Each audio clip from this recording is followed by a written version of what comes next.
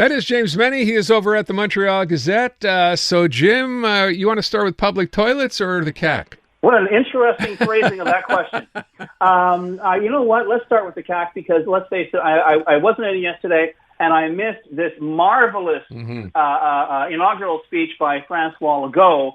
However, for people like me, that nice Jean-François Laverge, the minister of the French language and secularism, doubled down today saying that, Quebec is under attack, its values are under attack by radical Islamists, and we can't have this. And they keep asking you, well, what are you talking about there, boss? Because we're looking for, we want to hang the story on Bedford School, he says. You remember Bedford School, that school in Montreal, and it was an elementary school, and the boys are being separated from the girls. They weren't even speaking in French. And all of this stuff, all these accusations, by the way, as far as I know, remain allegations. As far as I know, the teachers involved were suspended, but that's as far as it's gone. I've heard nothing more about it. I've certainly heard nothing more about what appears to be a flagrant lack of oversight on the part of the school principal or indeed the CAC-created school service center itself.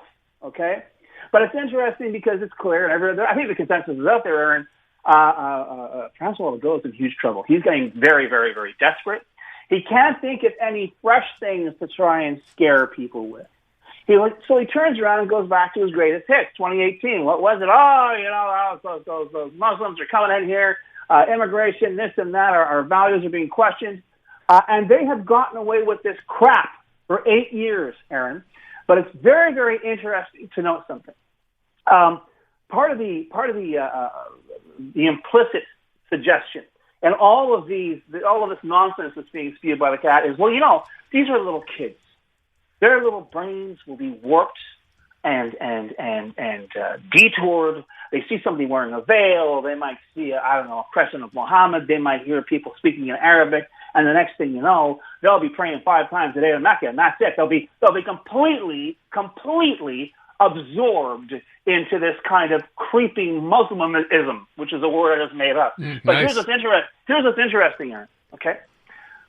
You may recall a couple of weeks ago, there was a daycare center that had to shut down because it was absolutely surrounded by homeless people, okay? I think it was in Midtown Montreal. Absolutely surrounded by homeless. It got a lot of ink, a lot of press, and it was just so ridiculous. But there was an interview with a mother who said, sometimes my kids would come home. My kids are like 3 and 5. They come home and they start staggering around the house, or they fall down in the house, or they pretend that they were passed out. And they say, Mama, I'm pretending I'm homeless. Okay? Yeah. Now, you might say, maybe there's some brainwashing going on there. But let me tell you something that François Legault did not mention at all yesterday. And that's the absolute plague of homelessness that has got Quebec by the throat. Quebec, the province, whether it's Montreal, Quebec City, even the regions are starting to feel this. Not a single word. Because why? Because these guys are totally out of gas. And this is the part that scares the hell out of me, Aaron. When you don't even have the wherewithal, the energy to come up with new boogeymen to put in the closet to try and scare your base, we're all in serious trouble. This is just the start. Who knows what outrage they're going to say, not next week, but tomorrow. To your point, Jim, we know, because we've been talking about it for so long, what the main issues are for people, whether it's municipal or provincial, right? And to hear you just say now he said nothing about the situation. I mean, it doesn't make any sense. It's kind of like, as you said, they only have so many plays in their playbook. Beyond that, they don't know what to do. And they haven't known it for 8 years. But I got to tell you something. At least there's a kind of frightening logic to the way this is unfolded. When you take all these incompetents who basically got elected on the strength of not being a Péquiste or not being a Quebec Liberal, okay, and they pulled it off the way. I can't figure out, even with the polls where they are, I can't figure out why it took this long for your average Quebecer to figure this out. And I know maybe it's okay. It doesn't affect me. And I'm not saying this is not a francophone thing, folks. This is for everybody. And it's not just in Quebec. If it doesn't affect you, if it's not in your backyard, you don't really give a damn. And you have reason not to give a damn because you've got 8 billion other things on your mind. Yeah. Okay? But for these guys, Aaron, they don't even try and hide it. Remember we used to talk about dog whistles? These guys use bullhorns. These guys use those big horns they use in Switzerland before you yodel. These guys are not hiding anything that they do. They are up in your face like a bunch of blue neck crackers saying those immigrants, those Muslims, those Anglos are threats to you and you and you and you and your future, and you better vote for us because we're the only ones who can protect you, which, of course, is absolute rubbish from one end to the other. Fair enough. Again, it does make you wonder, right? How many people will continue to buy into this? And does that swing an election for them in a year from now? But that's a long time away. Jim, let me get to municipal politics. So, you missed the big story about Luc Rabouin promising us if he's elected, he pledges 60 more public toilets for the city. Well, I'm not talking about that. I thought you were. I'm sorry. Oh no, that's part of it. That's the first part of the story.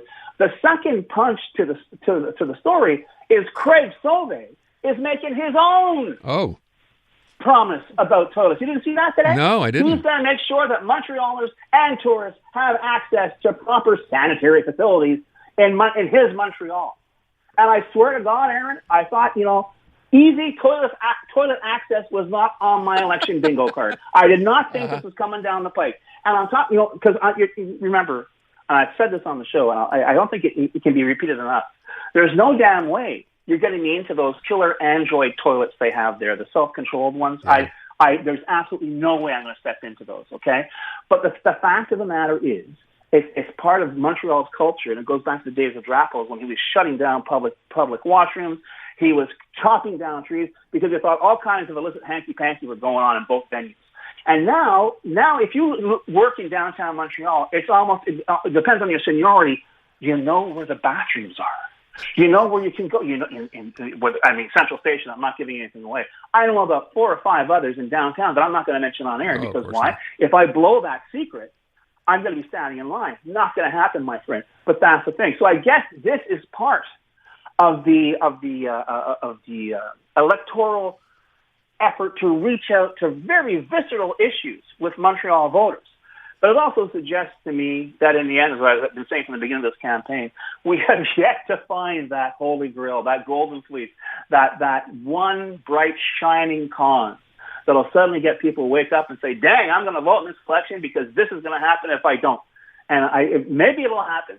I know we're talking about homelessness, which is, once again, it's front and center. It's a huge problem in Montreal as well. But once again, if you don't have the cooperation of the province, which in this particular instance is far more interested in finding imaginary Muslim radicals than they are dealing with the homeless people who are in everyone's face in Quebec, I don't have very high hopes for that as a campaign issue or as a successful issue to be tackled in Montreal. With respect to, I had not heard that, by the way, from Craig Sauvé today, but that mirrors something from Luc Rabouin just the day before. Yeah. I'm starting to get the impression now that maybe there are pages being taken out of Projet Montréal's playbook by Craig with his party.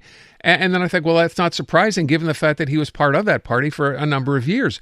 Is this a surprise? It's funny you should mention that, Aaron. Because to me, right now, what you've done, you've kind of sonar-pinged against a suspicion that I had when I first saw this. Craig Sauvé, and I'll say this flat out, Craig Sauvé is running to be the mayor of Montreal. But I have a sneaking suspicion deep in his heart of hearts, given his experience with Projet Montréal, his knowledge of Projet Montréal, and the electorate that he's appealing to, which is a left-of-center electorate, which up until now has embraced Projet Montréal. I think he'd be happy as a clam to wake up on November 3rd as leader of the official opposition at City Hall and perhaps seeing Projet Montréal relegated to 3rd place. That's just my suspicion. Okay. But the idea that he's and you're quite right, he's focusing on what Projet is doing. And whether the idea is simply, it is very factual because they're talking to the same demo, let's face it. But I just find it fascinating to see this kind of focus on the part of Mr. Sauvé on Projet Montréal's, various announcements.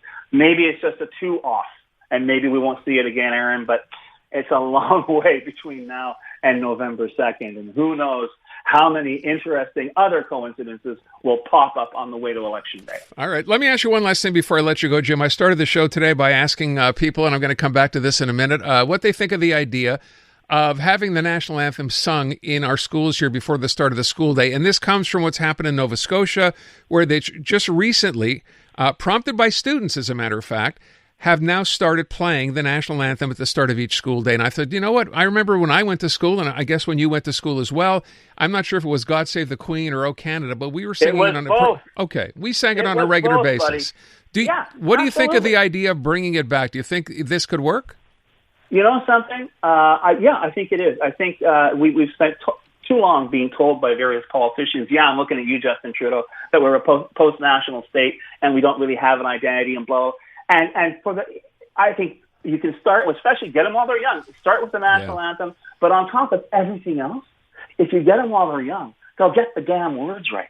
That's the other thing. How many adults have you heard of hockey games just mangle the lyrics, even to the first verse of Old Canada? You know? I think True we have pastry love. Come on. Yeah, I think we have the Our Home and Native Land part. When they changed it, they threw a lot of people off. All right, Jim, we'll leave it at that. Thank you. Unmistakably Canadian. It's the music that raised you.